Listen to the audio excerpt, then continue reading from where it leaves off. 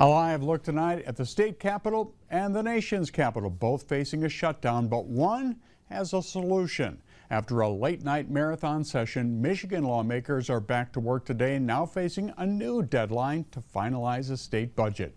Good evening. I'm David Andrews. And I'm Ann Emmerich. Early this morning, Governor Gretchen Whitmer announced the passage of a continuing budget bill, which will keep the government going for another week. News 10's Riley Connell has been keeping watch over the Capitol. She joins us now live with the very latest.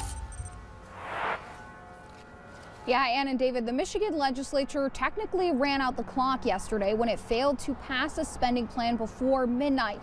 But today I spoke with lawmakers in both the House and the Senate who say it's no cause for concern. They just need a couple of extra days to get this budget right. Negotiations are basically done. We want to make sure that the bill drafters have plenty of time, and we wanted to make sure that there was no discontinuation of government services. The crisis has been averted in the Michigan Legislature for now, but there is still more work to do.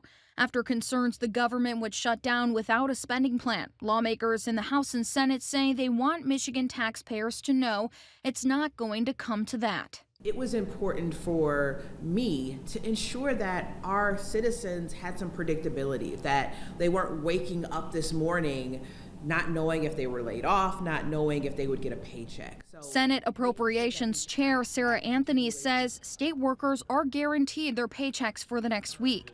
They're fully funded as part of a budget continuation bill, which was passed to avoid a shutdown.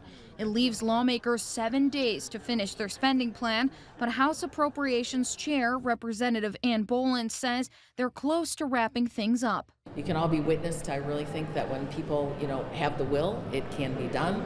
I think that, for myself, I will always put the people first. Boland adds the finished budget tackles the priorities for both sides of the aisle. It does provide for universal free breakfast and lunch. Of course, we have the no tax on tips, overtime, and Social Security. It does provide for Medicaid. Although a specific dollar amount has not been made available yet, Representative Boland says that this final budget comes a lot closer to the House Republicans' proposed spending plan, which proposed about $78.5 billion in state spending. Live from the state capitol, Riley Connell, News 10. All right, Riley, thank you. The House and Senate now have until October 8th to pass identical budgets and get them to the governor's desk for a signature. A live look over the nation's capital.